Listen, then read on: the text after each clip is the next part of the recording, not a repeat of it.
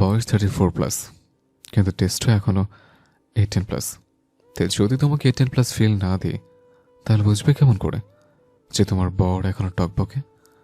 আর আমার মতো ভদ্রলোকের এনার্জি দেখে তুমি আকর্ষিত হয়ে এইভাবে নিঃশ্বাস ফেলে আমার বুকে লুটিয়ে পড়তে না তাহলে? নাফিসা সাইমনের কথাগুলো কানে আসতে লজ্জায় নাক সিটকে বলে উঠল। ছি ডিএসপি সাহেব, একদম লুচ্চা হয়ে গেছেন।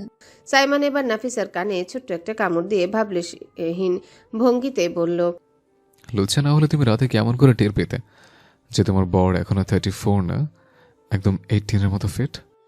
চুপ করেন দয়া করে। নাফিসা লজ্জায় কাঁদো কাঁদো গলায় বলল, সাইমনের বুকের ভিতর মাথা লুকিয়ে রেখে।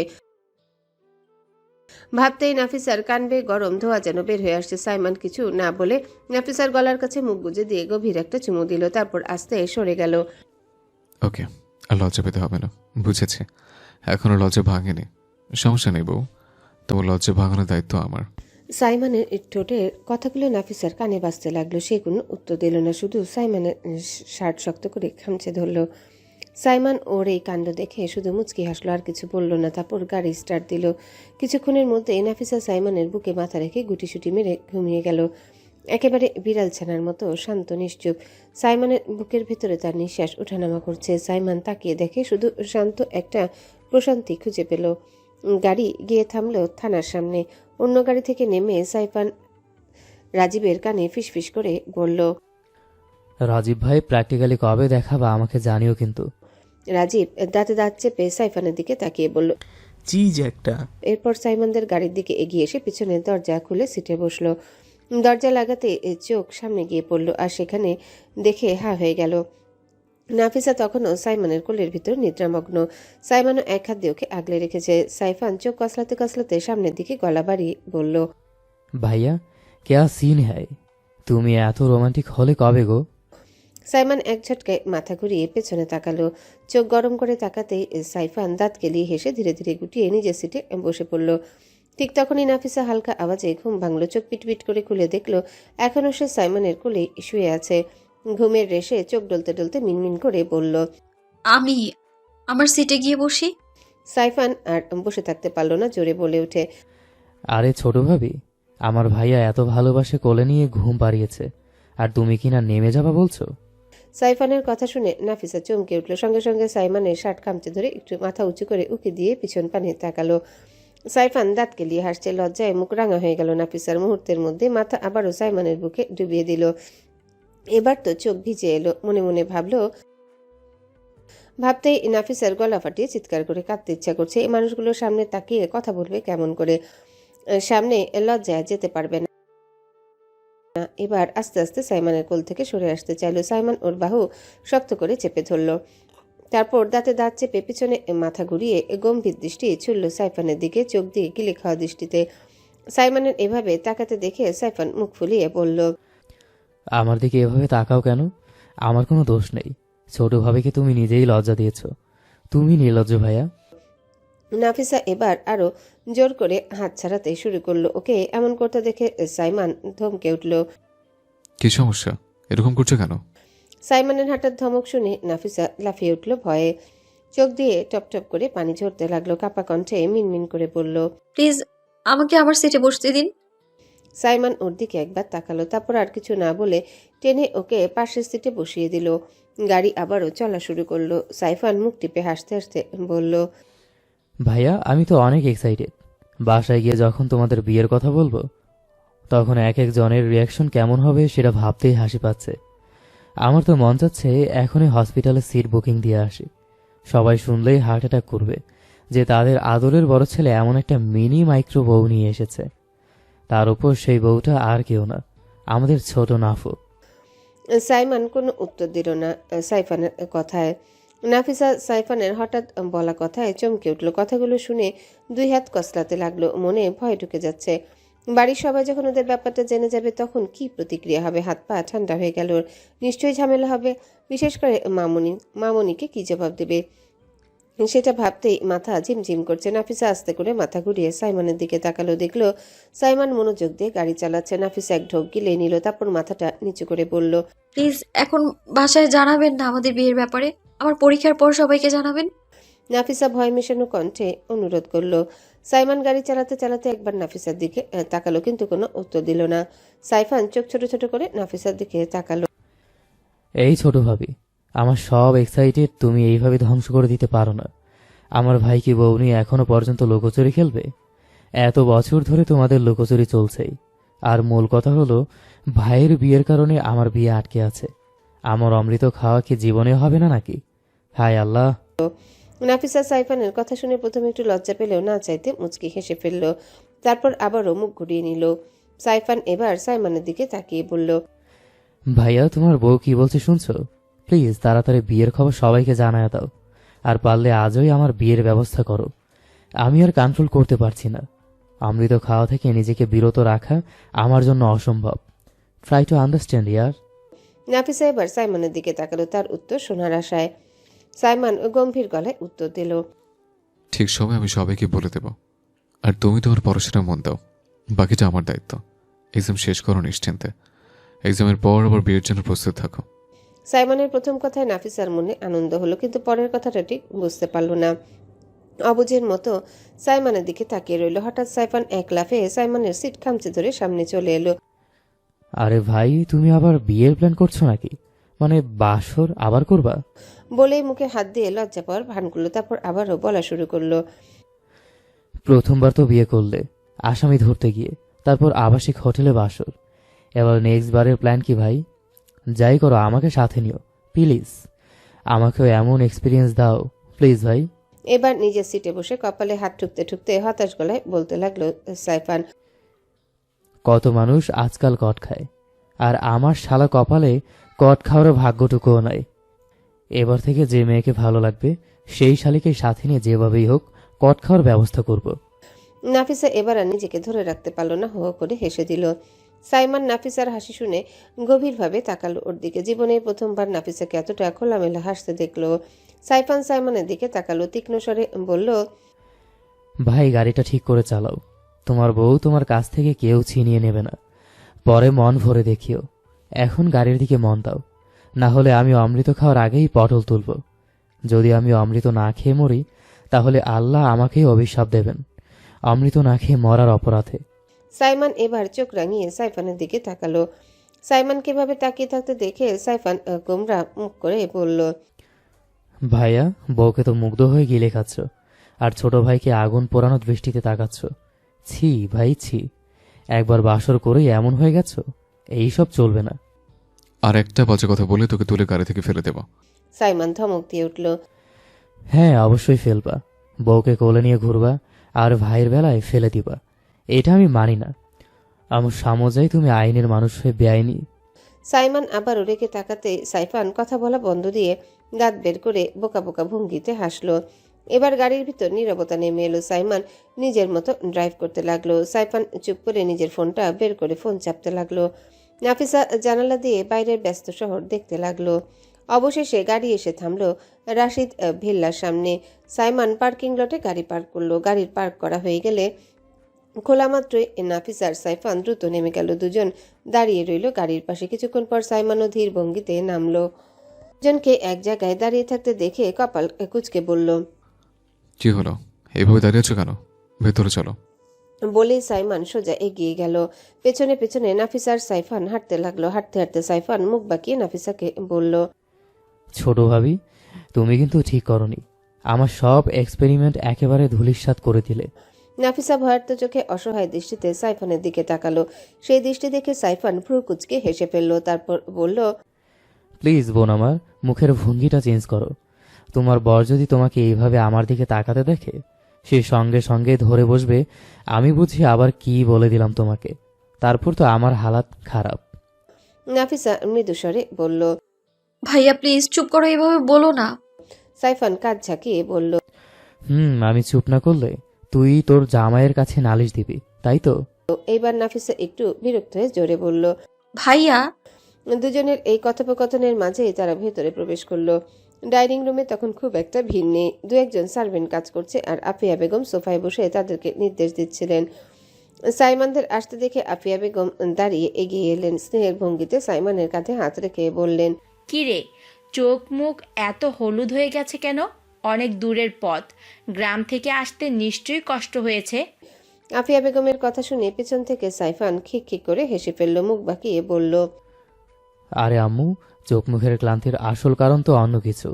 তোমার ভদ্র ছেলে প্রথমবার স্বাদ। হঠাৎ সাইমনের রাগী চোখের দৃষ্টি তার দিকে পড়তেই বাকিটা বলল না, মুখ বন্ধ করে মাথা নিচু করে ফেলল। তারপর আবারও নাটকীয় ভঙ্গিতে আফিয়া বেগমের দিকে তাকিয়ে পড়ল। আম্মু প্লিজ আমাকে বাঁচাও। তোমার বড় ছেলে যে কোনো সময় চোখ দিয়ে আমাকে ভস্ম করে দেবে। উচিত কথা বললেই সবাই আমার দিকে ঝাঁপিয়ে পড়ে। আমি তো নিরীহ মানুষ। সাইমন তার এসব কথায় কর্ণপাত না করে সোজা হাঁটতে শুরু করলো। তবে হঠাৎ পেছনে ফিরে নাফিসার দিকে তাকালো, দেখলো নাফিসা ইতিমধ্যে আফিয়া বেগমের পাশে গিয়ে দাঁড়িয়েছে। নরম গলায় সাইমন বলল, অনেক জার্নি করেছ, রুমে গিয়ে ফ্রেশ হয়ে বিশ্রাম নাও। বলেই সে নিজের ঘরের দিকে চলে গেল। সাইফান এবার আর বাড়াবাড়ি না করে আফিয়া বেগমের গালে চুমু দিল, দুষ্টুমি ভরা চোখে বলল, আম্মু, আমার বিয়ের ব্যবস্থা তাড়াতাড়ি করে দাও। আমি আর দেরি করতে চাই না। আগে থেকে অ্যালার্ট করে দিলাম। তোমার পেমেন্টও অ্যাডভান্স করে দিলাম। বাদ বাকি তুমি নিজেই আব্বুর কানে দিও। আমি এখন রুমে গিয়ে ফ্রেশ হয়ে ঘুম দেব। বলেই সে সিঁড়ি বেয়ে উপরে উঠে গেল। ওকে যেতে দেখে আফিয়া বেগম দীর্ঘশ্বাস ফেললেন। হায় আল্লাহ, আমার কপাল। এক ছেলে বিয়ে করবে বলে পাগল, আরেক ছেলে একেবারেই বিয়ে করতে চায় না। এই চক্করে আমি বুড়ো হয়ে যাচ্ছি। নাতি নাতনির মুখ বোধহয় আর কোনোদিন দেখতে পারবো না। মামুনির এই হতাশ ভরা কথা শুনে নাফিসার বুকের ভেতর অদ্ভুত অস্থিরতা তৈরি হলো। এতদিন মামুনিকে সত্যি কথা না বলে ভুল করেছে, এটা ওর মনে হলো। পরে যদি মামুনি অন্যভাবে জানেন তাহলে ভুল বুঝবেন না তো। আফিয়া বেগম ডাক দিলেন, কিরে, নিজের গ্রামের বাড়ি ঘুরতে গিয়ে আমাকে একেবারে ভুলেই গেছিস নাকি?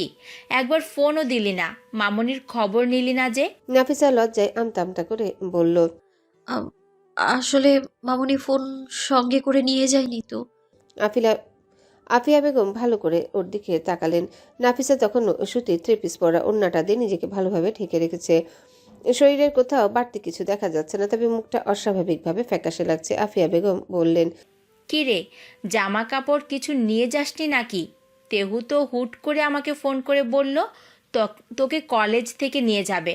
তখনই তো বলেছিলাম কয়েকটা জামা কাপড় কিনে দিয়ে যাওয়া হোক, কিন্তু যেহেতু কিছুদিন থাকবি, এত তাড়াতাড়ি চলে এলি কেন? সাইমন তো বলেছিল তুই গ্রামে 1 সপ্তাহ থাকবি। নাফিসার বুক ধরফর করতে লাগলো। এই ব্যাটা কি সুন্দর মিথ্যা কথা বলতে শিখেছে। ডিএসপি সাহেব নির্লজ্জ তো বটে, ফাঁসানোর কৌশল রপ্ত করেছে। তবুও মুখে শান্ত থেকে বলল, আসলে মামুনি কলেজে কিছু কাজ ছিল, তাই তাড়াতাড়ি চলে আসতে হলো। পরে আবার যাব। আর জামা কিনতে মনেই ছিল না, তাই গ্রাম থেকে একটা কিনে পরে নিয়েছি। আফিয়া বেগম দীর্ঘশ্বাস ফেলে বললেন, আচ্ছা যা, মুখে তো ক্লান্তি ফুটে উঠছে, একবার ফ্রেশ হয়ে নে। আমি তোদের 3 জনের রুমে খাবার পাঠিয়ে দিচ্ছি, নিচে নামতে হবে না। নাফিসা হাসি মুখে বলল, মামুনি রুহিয়াপুরা কই? ওরা সবাই বাইরে গেছে, তোকে খুব মিস করছিল, তোকে নিয়ে বারবার কথা হচ্ছিল। আমিও ওদের খুব মিস করছিলাম। আচ্ছা মামুনি, আমি তাহলে উপরে যাই। জামা বিশ্রাম নে। নাফিসা মাথা নেড়ে ঘরের দিকে এগুলো। রুমে ঢুকে দরজা লক করে আয়নার সামনে দাঁড়ালো। আস্তে করে ওড়নাটা খুলে বিছানায় রাখলো। তারপর আয়নায় নিজের প্রতিবিম্বের দিকে তাকালো। শরীরে সাইমনের রেখে যাওয়া চিহ্নগুলো চোখে পড়তেই আঙ্গুল দিয়ে আলতো ছুঁয়ে দিল। স্পর্শ করার সাথে সাথে ঠোঁটের কোণে মিষ্টি হাসি ফুটে উঠল। মনে পড়ল সাইমনের উন্মাদনা। মস্তিষ্কে ওই দৃশ্য আসতে গা শিরশির করে উঠল। আজ যেন নিজেকে পূর্ণ মনে হচ্ছে, হালাল স্বামীর প্রথম স্পর্শ পেয়েছে বলে। ভাবনার ঘোর ভাঙল দরজায় নক পড়ার শব্দে। ঠক ঠক ঠক। তাড়াতাড়ি ওনাটা গায়ে জড়িয়ে দরজা খুলতে দেখলো একজন সার্ভেন্ট খাবার নিয়ে দাঁড়িয়ে আছে। বুঝল মামুনি পাঠিয়েছেন। খাবারটা হাতে নিয়ে টেবিলে রাখলো। আবার দরজা লক করে দিল। তারপর আলমারি থেকে কাপড় বের করে ওয়াশরুমে গেল। অনেকক্ষণ ধরে শাওয়ার নিল। ফ্রেশ হয়ে এসে ধীরে ধীরে খাওয়া শেষ করলো। শরীর বিছানা এলিয়ে দিল। চোখ বন্ধ হতে গভীর ঘুমে তলিয়ে গেল। বিকেলের আবহাওয়াটা তখন একেবারেই মনোমুগ্ধকর। সূর্য ধীরে ধীরে অস্ত যাচ্ছে। আকাশ জুড়ে লাল কমলা সোনালী রঙের মিশেল। চারিপাশের হাওয়া নরম স্নিগ্ধ। দূরে কোথাও পাখিরা ঝাঁকে ঝাঁকে বাসায় ফিরছে। জানালা দিয়ে সেই আলো ঘরে এসে পড়ছে। ঘরটাকে যেন এক অদ্ভুত শান্তির আবেশে ভরিয়ে তুলেছে। এমন সময় নাফিসার ঘুম ভাঙল। আধো জাগরণে আরাম করে শরীর টানতে গিয়ে হঠাৎ বুঝতে পারল সে শক্ত এক বাঁধনে আটকে আছে। কপাল গুটিয়ে অবাক দৃষ্টিতে তাকাতেই দেখল তার হালাল পুরুষ তাকে বুকের ভেতরে একেবারে আষ্টে পিষ্টে জড়িয়ে ধরে নিশ্চিন্তে ঘুমাচ্ছে। সাইমনের চুলগুলো কপালের উপর এলোমেলো হয়ে ছড়িয়ে আছে, নিঃশ্বাসের ছন্দে সামান্য নড়ছে। এতটা শান্ত, এতটা কোমল রূপ নাফিসা এর আগে কখনো দেখেনি। একেবারে নিষ্পাপ শিশুর মতো লাগছে তাকে। নাফিসার ঠোঁটের কোণে হালকা হাসি ফুটে উঠল। আস্তে করে হাত বাড়িয়ে সাইমনের কপালে ঝরে পড়া চুলগুলো গুছিয়ে দিতে লাগলো নিজের নরম আঙ্গুল দিয়ে। সেই স্পর্শে যেন ওর ভেতর থেকে গভীর এক মায়া, এক ভালোবাসা জেগে উঠল। সাইমন হালকা নড়ল, কিন্তু জড়িয়ে ধরা হাতের বাঁধন আরো শক্ত হয়ে গেল। নাফিসা এবার ওর বুকে মুখ গুজে চোখ বুজে রইল। তারপর আবারও মুখ তুলে অনেকক্ষণ ধরে হালাল পুরুষের মুখের দিকে তাকিয়েছিল নাফিসা। সাইমনের শক্ত অথচ আকর্ষণীয় ঠোঁটজোড়ার দিকে দৃষ্টি আটকে গেল। বুকের ভেতর অদ্ভুত এক কম্পন উঠল, হাত পা ঠান্ডা হয়ে এলো। এক ঢোক গিলে সাহস সঞ্চয় করে ধীরে ধীরে ঝুঁকে পড়ল। নিজের নরম গোলাপি ঠোঁটজোড়া আস্তে করে ছুঁয়ে দিল স্বামী নামক সেই হালাল পুরুষের ঠোঁটে। মুহূর্তেই নাফিসার শরীরে বিদ্যুতের মতো ঝটকা খেলে গেল। এতটাই তীব্র অনুভূতি যে সঙ্গে সঙ্গে সরে আসতে চাইল, কিন্তু আর সম্ভব হলো না। এতক্ষণ যে ঘুমের ভান ধরেছিল সাইমান তার বউ, শেষ পর্যন্ত কি করে সেটা দেখার জন্য। কিন্তু বোকা মেয়েটা এর কিছুই টের পেল না। পরক্ষণে ওর শক্ত হাত নাফিসার কোমর চেপে ধরল, অন্য হাতটা আলতো করে চুল সরিয়ে মাথার পেছনে রাখলো, টান দিয়ে তাকে আরো কাছে টেনে নিল। শিকার যখন স্বেচ্ছায় শিকারীর কাছে ধরা দেয়, তখন কি শিকারী সেই সুযোগ হাতছাড়া করে? সাইমানও করল না। নিজের অধিকারী স্পর্শে, নিজের উন্মাদ ভালোবাসায় নাফিসার নরম ঠোঁট জোড়ায় রাজত্ব শুরু করলো। নাফিসার শ্বাস প্রশ্বাস দ্রুত হয়ে উঠছে, হৃদস্পন্দন যেন কানে কানে বাজতে লাগলো। চোখ বুজে ওর অধরে অধর মেলালো, কিন্তু ততক্ষণে সাইমন তাকে নিজের শরীরের নিচে নিয়ে ফেলেছে। ছোট্ট শরীরটা যেন পুরোটাই ঢেকে গেল স্বামীর শক্ত আগলে। নাফিসা প্রথমে কিছুই বুঝে উঠতে পারছিল না, অবাক হয়ে হয়েছিল, কিন্তু অল্প সময়ের মধ্যেই স্বামীর উচ্ছ্বাস সামলাতে ব্যস্ত হয়ে পড়ল। প্রতিটা স্পর্শে, প্রতিটা আলিঙ্গনে, প্রতিটা উন্মাদনায় নাফিসার বুক ভরে উঠছে অদ্ভুত এক মিষ্টি অনুভূতিতে। দীর্ঘ সময় পর সাইমন অবশেষে তার পিচ্ছি বউয়ের ঠোঁট ছেড়ে দিল। দুজনের শ্বাস তখনও এলোমেলো। নাফিসা লজ্জায় মুখ গুজে ফেলল সাইমনের বুকে, আর সাইমন গভীর তৃপ্তির দৃষ্টিতে তাকিয়ে রইল নিজের জীবনের সবচেয়ে মূল্যবান সম্পদের দিকে। নেই, মাথাটা তোলো, চুরি করে শাস্তি পেতে হবে, ধরা পড়ে গেছ। সাইমন নাফিসার মাথাটা নিজের বুক থেকে তুলে ধীরে বলল। নাফিসা লজ্জায় চোখ মুচকে রেখে আছে। সাইমন নাফিসার গালে আলতো হাত বুলিয়ে ফিসফিস করে বলল, চোখ খোলে পেঁচি পুতুল, অ্যান্ড কিস মি। নাফিসা আরো গভীরভাবে চোখ মুখ চেপে ধরল লজ্জায়। সাইমন আরো কাছে টেনে নিয়ে হঠাৎ নাফিসার নরম ঠোঁটে জোরে কামড় দিল। একটুখানি আবেদন, একটুখানি অধিকারী উচ্ছ্বাসে ভরা। প্রথমে নাফিসা রিফ্লেক্সিভলি দুই হাত দিয়ে ঠেলতে চাইল, কিন্তু সাইমনের স্পর্শে সে আর নাড়াতে সাহস পেল না। অল্প কষ্টে একটা নরম আর একটু গভীর অনুভব হলো। বিরক্তির বদলে যেন মধুর শিহরণ। মৃদু ব্যথা ভাঙতে না ভাঙতে তার শরীরটা সাইমনের কাছে থাকতে চাইলেও হাতটা আগের মতোই সাইমনের বুকে আটকে রইল। সাইমন নাফিসাকে আলতো করে ছেড়ে দিয়ে আবারও বুকে টেনে নিল। তার মাথার চুলগুলোই ভালোবাসার হাত বুলিয়ে দিতে লাগলো। কিছুক্ষণ শুধু নীরবতা ভর করলো দুজনার মাঝে। সাইমন নাফিসাকে বুক থেকে আলগা করে নিল, তারপর কপালে এক চুম্বন দিয়ে ঠোঁটের কোণে মৃদু স্পর্শ রাখলো। নাফিসা পিটপিট করে চোখ খুলে অবাক দৃষ্টিতে তাকালো সাইমনের দিকে। কিছু মনে পড়তেই তার গলা কেঁপে উঠল। দরজা তো লক করা ছিল, আপনি আসলেন কি করে? সাইমন বিছানায় হেলান দিয়ে আধা শোয়া হলো, তারপর নাফিসাকে নিজের দিকে টেনে নিয়ে একেবারে জড়িয়ে নিল। তার ঠোঁটে এক চিলতে হাসি দেখা দিল। আমার বউয়ের ঘরে আসতে হলে রুমের লক খোলা কোনো বিষয় না, সবসময় এক্সট্রা চাবি থাকে আমার কাছে। নাফিসার বুক ধরফর করে উঠল। সে ফিসফিস করে বলল, কেউ যদি আপনাকে আমার ঘরে আসতে দেখে খারাপ ভাববে তো। সাইমন নাফিসার চোখে চোখ রেখে নির্লিপ্ত ভঙ্গিতে উত্তর দিল। আমি আমার বউয়ের ঘরে এসেছি, এতে কারো কিছু কৈফিয়ত দেওয়ার দরকার মনে করি না। নাফিসা ঢোক গিলে নিল। এই মানুষটা কতটা নির্দ্বিধায় সব কথা বলে দেয়, অথচ বাড়ির সকলে তো জানেই না তাদের বিয়ের কথা।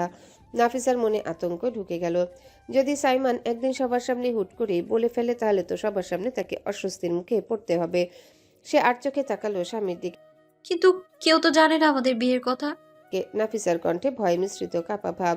সাইমন গম্ভীর সুরে বলল, এইসব নিয়ে এত ভাবনা তোমাকে ভাবতে হবে না, এখন রেস্ট নাও, তারপর ফ্রেশ হয়ে পড়তে বসো। আমি বাইরে যাচ্ছি, দরজা লক করার দরকার নেই, শুধু ভিড়িয়ে রেখো, আমি ফিরে এসে লক করে দেব। নাফিসা চমকে উঠে গলায় আটকে আসা স্বরে বলল, মানে আপনি আবার আসবেন? রাতে আমার রুমে থাকবেন? সাইমন মুচকি হেসে উত্তর দিল, বউ, এতদিন ধরে নিজেকে আটকেছে, এখন আর তোমাকে দূরে রাখতে পারবো না। তোমার এতে কোনো সমস্যা? নাফিসার মুখ লাল হয়ে উঠল। মাথা নিচু করে ফেলল লজ্জায়। সাইমন ও সেই লজ্জারাঙা মুখের দিকে তাকিয়ে বিছানা থেকে নামলো। বেরিয়ে যাওয়ার আগে বলল, এখন এত লজ্জা পাওয়ার দরকার নেই। আমি তো তেমন কিছু করিনি। রাতের জন্য রেখে দাও, বাকি লজ্জাটা ভাঙানোর দায়িত্ব আমার। এ কথা বলেই দরজা খুলে রুম থেকে বেরিয়ে গেল। নাফিসা হাঁপ ছেড়ে বাঁচল, নিজের মনে বিড়বিড় করলো। নিজেও বিছানা থেকে নেমে ওয়াশরুমে গিয়ে ফ্রেশ হয়ে নিল। তারপর অজু করলো, কারণ আসরের আজান দেওয়া হয়ে গেছে ইতিমধ্যে। নামাজ পড়ে নামাজ ভাঁজ করে আলমারিতে রেখে টেবিলের কাছে গিয়ে বসলো বই হাতে। কিন্তু ঠিক তখনই ফোন বেজে উঠল। নাফিসা ফোন হাতে তুলে দেখলো মিষ্টি ভিডিও কল করেছে। এই 4 বছরে মিষ্টির সাথে তার সম্পর্কটা অনেক ঘনিষ্ঠ হয়ে উঠেছে। চিকিৎসার সময় রুশনা তাকে প্রায় নিয়ে যেত তাদের বাসায়। তখন থেকে মিষ্টি আর নাফিসার মধ্যে এক বন্ধুত্ব তৈরি হয়। বলা চলে এই রুশনা আর মিষ্টির কারণে নাফিসা ধীরে ধীরে ট্রমা থেকে বের হতে পেরেছে। সেই বাড়িতে গেলে প্রায় আরিফকে পাওয়া যেত। নাফিসা বুঝতে না বুঝতেই ওর সাথে এক ধরনের স্বাভাবিক বন্ধুত্ব তৈরি হয়ে গেছে। আরিফ বড় ভাইয়ের মতো খেয়াল রাখতো, সাহায্য করতো। নাফিসার ভালোও লাগতো তার সেই যত্নশীলতা। তবে মাঝে মাঝে আরিফের কিছু ব্যবহার, কিছু অচেনা দৃষ্টি নাফিসাকে অস্থির করে তুলতো, যেন সে বোঝার বাইরে কিছু আছে। মিষ্টির সাথে অনেকক্ষণ কথা বলে নাফিসা ফোন রেখে আবার বইয়ে মন দিল। নিজের মনে দৃঢ় সংকল্প করলো যেভাবে হোক মামুনির স্বপ্ন পূরণ করতে হবে, তাকে ডাক্তার হতেই হবে। ঢাকা শহরের ব্যস্ততার ভিড়ে, শব্দে আর ভিড়াক্রান্ত ট্রাফিকের মাঝে এক কোণে ছোট্ট এক রেস্টুরেন্ট। এখানে অন্য জায়গার মতো ভিড় নেই, কোলাহল নেই, নিঃশব্দ একটা আলাদা পরিবেশ। রেস্টুরেন্টের এক কোণে টেবিলে বসে আছে রিশা। সামনে রাখা কফির কাপটা অনেকক্ষণ ধরে আনটাচড পড়ে আছে। গরম কফিটা এখন বরফের মতো ঠান্ডা হয়ে গেছে। রিশার হাত কাঁপছে হালকা হালকা, নার্ভাসনেসে বারবার কসলাচ্ছে হাত, আবার বারবার দরজার দিকে তাকাচ্ছে। কারো জন্য এই দীর্ঘ প্রতীক্ষা, বুক ধরফর করা উদ্বেগ। হঠাৎ সেই প্রতীক্ষার অবসান ঘটল। রেস্টুরেন্টের দরজা ঠেলে ঢুকলো আকাশ। সারা শরীর ঘামে ভিজে নেই একাকার। পরনে একটা সাধারণ অফ হোয়াইট রঙের টি শার্ট। তীব্র রোদে ছুটে আসে ক্লান্ত মুখটা আরও ক্লান্ত লাগছে। গায়ের রঙও যেন অস্বাভাবিকভাবে ম্লান দেখাচ্ছে। খাড়া নাকে ছোট ছোট ঘামের বিন্দু, চুল এলোমেলো। সময় বের করা ওর জন্য কঠিন ছিল, তবু আজ এসেছে। টিউশন শেষ করে কোনো রকমে তাড়াহুড়ো করে এখানে এসেছে। রিশার চোখ থমকে গেল। ওর ব্ল্যাক ডায়মন্ড, হ্যাঁ আকাশই তোর জীবনের অমূল্য রত্ন। এতদিনে আরও ভালোভাবে বুঝে গেছে মানুষটা ছাড়া এক মুহূর্ত থাকতে পারবে না। সাহস জোগাতে জোগাতে বহুদিন কেটেছে। আজ অবশেষে অনেক কষ্টে আকাশকে রাজি করিয়েছে দেখা করার জন্যে। আজও সবই বলে দেবে নিজের বুকের ভিতরে জমে থাকা ভালোবাসার কথা। আকাশের চোখও গিয়ে পড়ল রিশার উপর। অবাক দৃষ্টিতে তাকিয়ে রইল কিছুক্ষণ। এই মেয়ে তো সাধারণত জিন্স আর কুর্তাতেই অভ্যস্ত, আজকে কিনা হালকা রঙের একটা 3 পিস পরেছে। অদ্ভুত লাগছে তাকে, দেখতে অনেক সুন্দর লাগছে, অপরূপ লাগছে। কিন্তু আকাশের মনে একটা কাটা। এই মেয়েটার সৌন্দর্য যতই তাকে ঘায়েল করুক, তার জন্য কোনো লাভ নেই, কারণ বাস্তবে ওরা দুজন কখনো এক হবে না। আকাশ এগিয়ে এসে রিশার সামনে চেয়ারটা টেনে বসলো, অথচ রিশা তখনও দাঁড়িয়ে আছে, যেন কি বলবে বুঝে উঠতে পারছে না। আকাশ একটু বিরক্ত সুরে বলল, বসো, কি বলবে তাড়াতাড়ি বলো, আমার আরেকটা টিউশনি আছে। কথাগুলো শুনে রিশা ধীরে ধীরে বসে পড়ল। ভেতরে তীব্র নার্ভাসনেস কাজ করছে। মনে হচ্ছে সব শব্দ গুলিয়ে গেছে। যেভাবে রিহার্সাল করেছিল, আকাশকে দেখার পর সব ভুলে গেছে। কণ্ঠ শুকিয়ে যাচ্ছে। কোনো রকমে বলল, আমি আমি আপনার জন্য কফি অর্ডার করি। আকাশ হালকা বিরক্ত গলায় উত্তর দিল, না, আমি করছি, তোমার করার দরকার নেই। কি বলার জন্য আমাকে ডেকেছো সেটা বলো। কথা শেষে রিশা গভীর শ্বাস নিল, সাহস সঞ্চয় করলো। তারপর এক নাগারে বলে ফেললো বুকের ভেতরে সব কথাগুলো। আমি আমি আপনার জন্য কফি অর্ডার করি। আমি আপনাকে ভালোবাসি, আপনার সাথে সারা জীবন থাকতে চাই। প্লিজ না বলবেন না। আমি পারবো না আপনাকে ছাড়া অন্য কাউকে নিয়ে ভাবতে। অনেকবার মনকে বুঝিয়েছি, কিন্তু মন মানেনি। আমার মন আপনাকেই চায়। আমি আপনাকে ছাড়া আর কাউকে ভাবতে পারি না। বলেই একটা বড় শ্বাস ছাড়লো রিশা। বুকে যেন হালকা গরম, বুক যেন হালকা হয়ে গেল। আকাশের চোখে তেমন কোনো ভাব দেখা গেল না, আগেই সব জেনে এসেছে। এমনকি উত্তরটাও গুছিয়ে রেখেছে। ঠান্ডা গলায় বলল, ভালোবাসা স্বাভাবিক ব্যাপার, কিন্তু যাকে ভালোবাসো তার সাথেই সারা জীবন থাকা লাগবে এমন কোনো নিয়ম নেই। তোমার আর আমার কোনোদিন এক হওয়ার সম্ভাবনা নেই, তাই এসব মাথা থেকে ছেড়ে ফেলো। রিশা তৎক্ষণাৎ উত্তর দিল, চোখে পানি ভরে উঠছে ধীরে ধীরে। পারবো না, একদমই পারবো না। আকাশ গম্ভীর স্বরে বলতে লাগলো, তুমি একবার তোমার পরিবারের দিকটা ভেবে দেখো, আরেকবার আমার পরিবারকে। আমার বাবা সারা জীবন তোমাদের কোম্পানিতে সাধারণ কর্মচারী হিসেবে চাকরি করেছে। আমি বেকার, যদিও সরকারি চাকরির জন্য চেষ্টা করছি। আল্লাহ চাইলে হয়তো একদিন পাবো। কিন্তু বলো তো, কখনো কি শুনেছ কোনো কোম্পানির মালিকের মেয়ে একজন সাধারণ চাকরিজীবীকে বিয়ে করেছে? এটা শুধু সিনেমাতে হয়, বাস্তব আলাদা। তাই অযথা সময় নষ্ট করো না, মন থেকে এসব ভাবনা বাদ দাও। রিশার চোখ টলমল করছে। এবার কাপা গলায় বলল, আমি শুধু বলেছি আমি আপনাকে ভালোবাসি। তার উত্তরে এত কিছু শুনতে চাইনি। সরকারি চাকরি নিয়ে যদি বলেন, বড় ভাইও তো সরকারি চাকরি করে, তবে সমস্যা কোথায়? আমি আমার পরিবারকে রাজি করাবো। আপনি শুধু বলুন, আপনি কি আমাকে ভালোবাসেন? আমার ভালোবাসা গ্রহণ করেছেন কিনা? আকাশ গভীর শ্বাস ফেলে বলল, বলেছি তো আমি বামন। বামন হয়ে চাঁদে হাত বাড়ানো যায় না। তুমি হচ্ছ চাঁদ। তোমার দিকে হাত বাড়ানোর যোগ্যতা আমার নেই, ভুলে যাও। আর তোমার ভাইয়ের কথা বলছো, সে শখ করে চাকরি করছে। তার পরিবারের টাকার অভাব নেই, অঢেল আছে, কিন্তু আমার কাছে অঢেল টাকাও নেই। তাই এ নিয়ে আর ভেবো না। রিশা এবার জেদি কণ্ঠে বলে উঠল। যদি বলি আমি বাদ দেব না? আকাশ নির্লিপ্তভাবে তাকালো। সেটা তোমার ব্যাপার, কিন্তু আমার কাছ থেকে কিছু আশা করো না। আল্লাহ হাফেজ, আমার দেরি হয়ে যাচ্ছে। বলেই উঠে দাঁড়ালো আকাশ। টেবিলের বিল মিটিয়ে দিল। রিশার কফির দামও দিয়ে গেল। নিজের কফির অর্ডার ক্যান্সেল করলো। বেরিয়ে যাওয়ার আগে কেবল একবার তাকিয়ে বলল, তোমার জন্য কফির বিল দিয়ে দিলাম, খেয়ে নিও। রিশার বুক যেন ভেঙে গেল। কণ্ঠ কাঁপতে কাঁপতে বলে উঠল, আমি শুধু একটা উত্তর চাই, আপনি আমায় ভালোবাসেন কিনা সেটা বলুন। বাকিটা আমি সামলে নেব, আমি সব ঠিক করে নেব। শুধু একবার স্বীকার করুন। আকাশ এবার কোনো কথা বলল না, শুধু কঠিন মুখে পিছনে ঘুরে চলে গেল। রিশা ভাঙা গলায় চিৎকার করে উঠল, কেন? শুধু টাকা আর পরিবার নিয়ে ভালোবাসা কি এত তুচ্ছ? ধপ করে চেয়ারটায় বসে পড়ল রিশা। বুকের ভেতর চেপে থাকা কষ্টটা হঠাৎ বেরিয়ে এলো কান্নায়। রেস্টুরেন্টের ভেতর ছোট ছোট শব্দে ভরে গেল ওর কান্নার সুর। আশেপাশের মানুষ তাকিয়ে আছে অবাক দৃষ্টিতে। পাশে টেবিল থেকে একজন মহিলা আরেক ওয়েটার ছুটে এলো। আপনি ঠিক আছেন ম্যাম? রিশা মাথা তুলে তাকালো। চোখের পানি সামলে হালকা মাথা নেড়ে জানালো সে ঠিক আছে। তারপর দ্রুত হাত দিয়ে চোখ মুছে ব্যাগটা কাঁধে ঝুলিয়ে রেস্টুরেন্ট থেকে বেরিয়ে গেল। গাড়িতে উঠে ড্রাইভারের দিকে তাকিয়ে বলল, কাকা, আমাকে বাসা নিয়ে চলুন, যত দ্রুত পারেন। ড্রাইভারের চোখে অবাক দৃষ্টি, কিন্তু কিছু না বলে ইঞ্জিন চালু করলো। গাড়ি ছুটে চলল ব্যস্ত ঢাকা শহরের ভিড়ের মধ্যে। আর পেছনের সিটে বসে থাকা রিশা নীরবে বুক ভেঙে কান্না চাপতে লাগলো। জারিন চোখে পানি নিয়ে রিশার রুমের সামনে এসে থেমে গেল। চোখের কোণে জমে থাকা অশ্রু হাতের পিঠ দিয়ে মুছে ফেললো। এখন যদি নিজের কান্নায় ভেঙে পড়ে, তাহলে প্রাণপ্রিয় বান্ধবীর দুঃখের পাশে দাঁড়ানোটা কেমন যেন অন্যায় লাগবে। তার নিজেকে জোর করে সামলে নিয়ে হালকা করে দরজায় ধাক্কা দিল। দরজাটা আলগা চাপা ছিল, সামান্য ধাক্কাতে খুলে গেল। ঘরটা একদম অন্ধকার। নিঃশব্দে জারিন ভেতরে ঢুকে দরজা লাগিয়ে লাইট অন করলো। আলো জ্বালার সাথে সাথে পুরো ঘরটা স্পষ্ট হয়ে উঠলো। আর সেই সঙ্গে চোখে পড়ল রিশা মেঝেতে গুটিসুটি মেরে পড়ে আছে জড়সড় হয়ে। দৃশ্যটা দেখে জারিনের বুক কেঁপে উঠল। দ্রুত পায়ে এগিয়ে গিয়ে রিশার সামনে হাঁটু গেড়ে বসলো। দুই হাত দিয়ে আলতো করে রিশার বাহুতে ধাক্কা দিয়ে কাপা গলায় বলল, এই রিশু, আমার বেবি, কি হয়েছে তোর? ওঠ না, বল আমাকে কি হয়েছে। এতক্ষণ চোখ বন্ধ করে থাকা রিশা ধীরে চোখ খুলল। চোখের পাতা ভারী লালচে হয়ে গেছে কান্নার চাপে।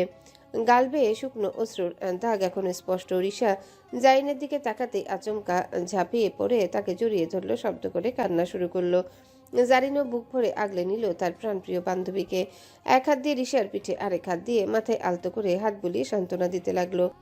কি হয়েছে রিশু, বল তো, প্লিজ বল না। তুই কিভাবে কাঁদতে দেখলে আমার একদম ভালো লাগে না। জারিনের কোমল কণ্ঠে যেন আরো ভেঙে পড়ল রিশা। আরো জোরে কান্না শুরু করলো। জারিন আবার মাথায় হাত বুলিয়ে আদুরে কণ্ঠে বলল, প্লিজ সোনা, বল তো কি হয়েছে। আমি আছি তোর পাশে। ফোনে যেভাবে কাঁদছিলি, আমি তো ভয় পেয়ে গিয়েছিলাম। আকাশ ভাইয়ের সাথে দেখা করতে গিয়েছিলি, তাই না? কি বললো সব খুলে বল। রিশা কেঁদে কেঁদে ফুপিয়ে বলল, আমাকে কখনো নিজের কাছে টানবেন না, এমনটাই বলে দিয়েছে। পাষাণ পুরুষ, একেবারে পাষাণ। শুধু নিজের দিকটাই দেখে, আমার দিকটা একটুও বুঝলো না। সে আমাকে চায় না, একটুও না। জারিন রিশার গাল মুছে দিয়ে বলল, ভালো করে বল তো কি হয়েছে। ঠিক মতো বল সবকিছু খুলে, নাহলে বুঝবো কেমন করে। রিশা জারিনের কোলে মাথা রেখে আবারও মেঝেতে শুয়ে পড়ল। পা ছড়িয়ে দিল ক্লান্তভাবে। জারিন ওর মাথায় হাত বুলিয়ে দিল, যেন একটু হলেও শান্তি পায় বান্ধবীটা। রিশা বড় একটা শ্বাস নিয়ে আস্তে আস্তে সব খুলে বলল। আকাশের সাথে দেখা, তার কথাগুলো, সেই মুহূর্তের অপমান আর ভাঙা স্বপ্ন, একে একে এসব জারিন নিঃশব্দে শুনে গেল। চোখে এক ফোঁটা অশ্রু জমে উঠল, কিন্তু ওর সামনে তা লুকিয়ে রাখলো। শেষে মাথায় হাত বুলিয়ে শান্ত স্বরে বলল, শোন, এত ভেঙে পড়িস না রে, আমি আছি তো। আমরা দুজন মিলে কোনো না কোনো উপায় বের করবই। রিশা ফিসফিস করে বলল, না জানো, কিছু হবে না। সে আমাকে নিজের করে নিতে চায় না, জোর করে কেউ কারো হয় না। সে শুধু আমার ভালো চেয়েছে, কিন্তু আমি কি চাই সেটা কখনো ভাবেনি। আমার মনের দিকটা, আমার কষ্টটা একটুও বোঝেনি। জারিন গভীর একটা দীর্ঘশ্বাস ফেলে বলল, চুপ কর এখন। আর একটাবার চেষ্টা কর রিশু। একবার না পারলে শতবার চেষ্টা কর, না হলে সারা জীবন আফসোস থেকে যাবে। হয়তো সময় বদলাবে, মানুষও বদলাবে। রিশা তিক্ত কণ্ঠে বলল, দেখা করবে না সে আমার সাথে আর। হবে, আমি ব্যবস্থা করব।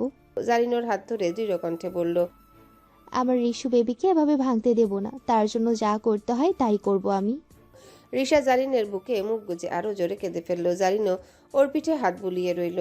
কিছুক্ষণ আগের ঘটনা স্মরণে আসতে নিজেও কান্না চেপে রাখতে পারল না। কোনোদিনও সাইফানকে মাফ করবে না। যেটা হয়েছে একদম ঠিক হয়নি, একদম না। দুজনের কান্না একাকার হয়ে গেল ঘরের নীরবতার সঙ্গে। আপনি প্লিজ ডাকো না, নাফুকে একবার দেখা করে দে না, প্লিজ প্লিজ এখানে আসতে বল। আবির রুশনাকে অনেকক্ষণ ধরে বোঝাচ্ছে যেন নাফিসাকে এই বাসায় নিয়ে আসে কিছুদিনের জন্য। রোশনাদের বাড়িতে বেড়াতে এসেছে সে, আর এসেই এরকম আবদার ধরে বসেছে নাফিসাকে ডাকার জন্যে। এই বাড়িতে আবির চাইলে নিজেও যেতে পারতো, কিন্তু গিয়ে কোনো লাভ হয় না। নাফিসার সঙ্গে ঠিকমতো কথা বলারই সুযোগ পায় না। কখনো নিজের ঘরে বসে থাকে, আবার কখনো আফিয়া বেগম কিংবা রিশাদের সঙ্গে ব্যস্ত থাকে। রোশনা স্পষ্টই জানিয়ে দিচ্ছে এখন নাফিসার পরীক্ষার সামনে, এই সময় ডাকলে মেয়েটার পড়াশোনার ক্ষতি হবে। রোশনা তখন মিষ্টির জামা কাপড় গুছিয়ে রাখছিল। হঠাৎ আরিব এসে ওর হাত টেনে ধরে বিছানায় বসিয়ে দিল। নিজে শুয়ে পড়ে মাথাটা রাখলো বোনের কোলের উপর। আবদারে সুরে বলল, আপনি একেবারে পার্মানেন্টলি নিয়ে আসার ব্যবস্থা করে দে না প্লিজ। আমি আর দূরে থাকতে পারছি না। তুই একবার কথা বল সবার সঙ্গে। নাফুর তো এখন 18 বছর হয়ে গেছে, আমারও পড়াশোনা শেষ হয়ে যাবে অচিরে। ওর সব দায়িত্ব আমি নেব, একটুও হেরফের করব না। প্লিজ আমার সোনা বনু, একটু কথা বল না তুই। রোশনা মুচকি হেসে ভাইয়ের মাথায় হাত বুলিয়ে দিল। আরো কিছুদিন যাক, তারপর দেখা যাবে। এত অধৈর্য হচ্ছিস কেন রে? বলেই ওর কানে হালকা টোকা দিল। আরিব মুখটা কাত করে বিরক্ত গলায় বলল, আপনি প্লিজ, আমি বিয়ের কথা বলছি আর তুই কানে দিচ্ছিস ধাক্কা, এটা একদম ঠিক না। রোশনা বিরক্ত স্বরে বলল, হ্যাঁ, তুই তো বিয়ের জন্য লাফাচ্ছিস, আর ওইদিকে কেউ দিনকে দিন দামড়া হয়ে যাচ্ছে, বিয়ের নামই নিচ্ছে না। বিয়ের কথা বললেই এমন মুখ ভার করে ফেলে যেন অপরাধ করে ফেলেছি। আরিফ বুঝে গেল বোন কার কথা বলছে, ও নিজেও বোঝে না। সাইমন ভাই আসলে বিয়ে করতে চায় না কেন? বয়স কম হলো না? সবসময় মুখটা গম্ভীর, আবার মাঝে মাঝে এমন আচরণ করে যেন কেউ ওর সঙ্গে কথা বললে অপরাধ করছে। এসব ভাবনা ঝেড়ে ফেলে আরিফ আবার রোশনাকে অনুনয় শুরু করলো। আপনি সাইমন ভাইয়ের কথা বাদ দে না, আমরা ছোটগুলো আগে বিয়ে করে ফেললে ভাই তো লজ্জা পেয়ে করবেই, তখন আমারটা আগে কর না প্লিজ। রোশনা এবার ভাইয়ের দিকে তাকিয়ে মুখ কুচকালো, বলে, ওরে আমার বিয়ে পাগল ছেলে রে, এবার তো মনে হচ্ছে নিজের বিয়ের ব্যবস্থা নিজেই করবি বুঝি। আপনি প্লিজ এমন করিস না, একটা ব্যবস্থা কর না প্লিজ। আরিফ দুই হাত জোর করলো। রোশনা একটা দীর্ঘশ্বাস ফেলে বলল, আচ্ছা করব, এবার খুশি? এই কথাটা কানে যেতেই আরিফ লাফিয়ে উঠে রোশনার গাল দুটো জোরে চুমু দিয়ে দিল। এই না হলে আমার আপ্পি, হ্যাঁ ইয়া ইয়া বলে খুশিতে দুই হাত প্রসারিত করে উঠল। রোশনা চমকে বলল, এই এসব কি রে? ধৈর্য একেবারে দিব। বিয়ের কথা শুনে কেমন লাফাচ্ছিস তুই? বড় বোনের সামনে লজ্জা কর না একটু? এখনই যদি এত নির্লজ্জ হোস, বিয়ের পর কি করবি? আর এত নাচানাচি বন্ধ কর, এখন আর কোনো বিয়ের কথা বলবো না আমি। আগে নাফিসার পরীক্ষা শেষ হোক। আরিফ নির্লিপ্ত ভঙ্গিতে বলল, আর মাত্র 2-3 মাস আপে, এইটুকু আমি নিজেকে সামলে নিতে পারবো। রোশনা মুচকি হেসে মাথা নাড়ল। আর কি বলবো তোদের? তুই আর সাইফান দুইজন একদম এক এক রকম, পুরো বিয়ে পাগলা। আর একজন যদি একটু এমন হতো আমি খুশি হতাম। ওই যে বুড়ো হয়ে যাচ্ছে, এখনো বিয়ে করছে না। দেখি এবার যেভাবেই হোক পাকড়াও করে বিয়ে দেওয়ার ব্যবস্থা করতেই হবে। রোশনা কথাটা বলে হতাশভাবে দীর্ঘশ্বাস ফেলল। জারিন রিশার সাথে বেশ কিছুক্ষণ থাকার পর নিচে নেমে ওর জন্য খাবার আনতে গেল। আফিয়া বেগমের কাছে গিয়ে জানালো আজকে তারা দুই বান্ধবী সারা রাত গল্প করবে, রিশার কাছে থাকবে সে। রিশা মুভি দেখবে বলে সবকিছু ঠিক করেছে বলে নিচে আসেনি, তাই ও খাবার নিতে এসেছে। কোনো মতে আফিয়া বেগম আর ইমা বেগমকে বুঝিয়ে খাবারটা হাতে নিয়ে দ্রুত পায়ে ছুটল রিশার ঘরের দিকে। করিডোর পার হওয়ার সময় হঠাৎ সামনে সাইফানের সাথে দেখা হয়ে গেল। জারিন থেমে গেল এক মুহূর্তের জন্য। বুকের ভেতর যেন হঠাৎ আগুন ছড়িয়ে পড়লো। এই মানুষটাকে দেখলে এখন শুধু রাগই নয়, অজানা এক কান্নাও গলা পর্যন্ত উঠে আসলো। ও কিছু না বলে পাশ কেটিয়ে চলে যেতে উদ্যত হলো, কিন্তু সাইফান এগিয়ে এসে সামনে দাঁড়িয়ে পথ আটকে দিল। জারিন থেমে গেল, চোখ রাগে চকচক করছে। সামনে থেকে সরেন। রাগমাখা কণ্ঠে বলল জারিন, যেন চোখ দিয়ে সাইফানকে গিলে ফেলবে। সাইফান একটু থেমে শান্ত গলায় বলল, না, তোমার সাথে কিছু কথা আছে। তার কণ্ঠেও দ্বিধা, অপরাধ বোধের ভার যেন গলায় জড়িয়ে আছে, কিন্তু জারিনের মনে হলো এই কথাগুলো যেন আগুনে ঘি ঢালার মতো। ও দাঁতে দাঁত চেপে বলল, আপনি সবসময় সব বিষয় ফাইজলামির মুড রাখেন, কখন কোন পর্যায়ে ব্যাপারটা চলে যায় সেটার কোনো ধারণাই থাকে না আপনার, সাইফান ভাই। সাইফান গভীর একটা নিঃশ্বাস নিল। মুখে থাকা অপরাধবোধ স্পষ্ট। এবার সত্যিই বড় ভুল করেছে, কিন্তু তার কি পুরো দোষ ছিল? পরিস্থিতিটা এমন হয়ে গিয়েছিল। শান্ত স্বরে বলল, দেখো চশমা, আমি তোমাকে সরি বলতে এসেছি শুধু। সরি? জারিনের চোখ আরো লাল হয়ে উঠল, ঠোঁট কাঁপছে রাগে আর কষ্টে মিশে। সত্যি কি সরি বললেই সব ঠিক হয়ে যায়? আপনি প্রতিবারই কিছু না কিছু করেন, আর শেষে একটা সরি বলে সব শেষ করে দেন। সব ভুলের ওষুধ সরি নয় সাইফান ভাই, সব কষ্ট এমন করে হজম করা যায় না। শেষ কথাগুলো বলার সাথে সাথে জারিনের চোখ থেকে টপ টপ করে পানি পড়ে গেল। ওর চোখের অশ্রু দেখতে না পেরে সাইফানের বুকের ভেতরটা কেমন মোচড় দিয়ে উঠল। কেন এমন হচ্ছে জানে না, কিন্তু এই মেয়ের কান্না তার একটু সহ্য হচ্ছে না। গলার ভেতরটা শুকিয়ে গেল, কিছু বলতে গিয়েও থেমে গেল। ঠিক তখনই জারিন পাশ কাটিয়ে দ্রুত হেঁটে চলে গেল। সাইফান স্থির হয়ে দাঁড়িয়ে রইল ওর পেছনে তাকিয়ে। এখন কিছু বলা ঠিক হবে না, পরে শান্ত মাথায় বোঝাতে হবে। ধীরে ধীরে সব ঠিক হবে। সেই ভাবনাতে দীর্ঘ নিঃশ্বাস নিয়ে সাইফান ঘুরে দাঁড়ালো, আর জারিন কাপা হাতে খাবারটা আঁকড়ে ধরে রিশার রুমের দিকে হাঁটতে লাগলো। চোখের কোণে জলজল করছে অপূর্ণ কান্নার আলো। নাফিসা সাইমনের সঙ্গে কথা বলা শেষ করে আবার পড়ার টেবিলে বসেছিল। এশার আজানের শব্দ কানে আসতে উঠে নামাজ আদায় করলো। নামাজ শেষে কিছুক্ষণ কোরআন তেলাওয়াত করে আবারও পড়তে বসলো। রাত বেশ হয়ে গেছে, তবুও পড়ার মনোযোগ সময়ের খেয়াল ছিল না। কিছুক্ষণ পর নিচে নেমে আপিয়া বেগমের সঙ্গে একটু সময় কাটিয়ে এলো, গল্প করলো, খাওয়া দাওয়া সেরে নিল। তবে আজ আর সবার সঙ্গে বসে খায়নি, একা খেয়ে আগেই উপরে চলে এসেছিল। রুমে এসে আবার পড়ায় মন দিল। টেবিলের উপর বই খাতা ছড়িয়ে পড়ে আছে, পাতা উল্টে উল্টে পড়তে পড়তে কখন রাত গভীর হয়ে গেছে সেটারই পায়নি। চোখ দুটো ভারী হয়ে এলো, মাথা টেবিলের উপর রেখে অজান্তেই ঘুমিয়ে পড়ল। বাইরে হালকা বাতাস বইছিল, জানালার ফাঁক দিয়ে সেই ঠান্ডা বাতাস এসে লাগলো নাফিসার গালে। শরীরটা হালকা কেঁপে উঠল। ঘুমের ঘোরে একটু নড়ে চড়ে আবারও মাথা রেখে ঘুমিয়ে পড়ল সে, কিন্তু কিছুক্ষণ পর আবারও একই অনুভূতি। হালকা হাওয়ার ছোঁয়া মুখে লাগছে বারবার। বিরক্তিতে চোখ মুখ কুচকে গেল। নাফিসা ধীরে ধীরে চোখ খুলল, আর সেই মুহূর্তে দেখলো তার সামনে দাঁড়িয়ে আছে সাইমান। ওর মুখের খুব কাছে ঝুঁকে ফু দিচ্ছে দুষ্টু মুচকি হাসি নিয়ে। নাফিসা অবাক চোখে তাকিয়ে রইল, আর সাইমনের ঠোঁটে খেলে গেল এক চেনা হাসি। ঘুম হয়েছে বউ? এখন ওঠো, নিজের প্যাকিং সেরে ফেলো। নাফিসা চোখ বড় করে বলল, মানে প্যাকিং? সাইমান চোখ টিপে হালকা গলায় বলল। মানে আমরা বাইরে যাচ্ছি। নাফিসা আরো অবাক হয়ে তাকালো, কপালে ভাঁজ পড়ল। কোথায় যাচ্ছি আমরা? উত্তর না দিয়ে সাইমান ওর দিকে আরো ঝুঁকে এলো। একেবারে কাছে এসে নাফিসার কপালে একটা ভালোবাসার ভরা চুমু দিল, তারপর নরম গলায় বলল, ওঠো, রেডি হও, বাকিটা নিজে বুঝে যাবে। নাফিসা হতভম্ব হয়ে তার দিকে তাকিয়ে রইল, চোখে মুখে অজস্র প্রশ্ন, কিন্তু সাইমন শুধু হাসলো। সেই হাসিটা যেন একরাশ রহস্যে ভরা, ভালোবাসায় ভেজা। নাফিসা এখনো চুপ করে বসে আছে, সাইমনের দিকে তাকিয়ে আছে এক দৃষ্টিতে। সাইমন নিজে আলমারি খুলে একে একে নাফিসার কয়েকটা জামা কাপড় বের করলো। ব্যাগটা টেনে নিয়ে খুব স্বাভাবিক ভঙ্গিতে কাপড়গুলো ভাঁজ করে গুছিয়ে রাখতে লাগলো। ব্যাগ গুছানো শেষ করে সাইমন এবার বিছানার উপরে রাখা একটা শপিং ব্যাগ হাতে নিল। এটা সে আজ বাড়ি ফেরার পথে এনেছে। ব্যাগটা হাতে নিয়ে নাফিসার সামনে গিয়ে দাঁড়ালো, হাত বাড়িয়ে ব্যাগটা দিল সামনে। গম্ভীর গলায় বলল, এটা পুরো রেডি হয়ে এসো, যাও। নাফিসা ব্যাগের দিকে তাকালো, হাত বাড়ালো না, চোখে সরাসরি প্রশ্ন। কিছুক্ষণ চুপ থেকে অবশেষে আসতে বলল, মানে প্যাকিং? কোথায় যাচ্ছি আমরা? সাইমন কপাল কুঁচকালো। ব্যাগটা হাতে ধরো আর রেডি হয়ে এসো। আগে বলেন কোথায় যাচ্ছি, আর হঠাৎ করেই কেন?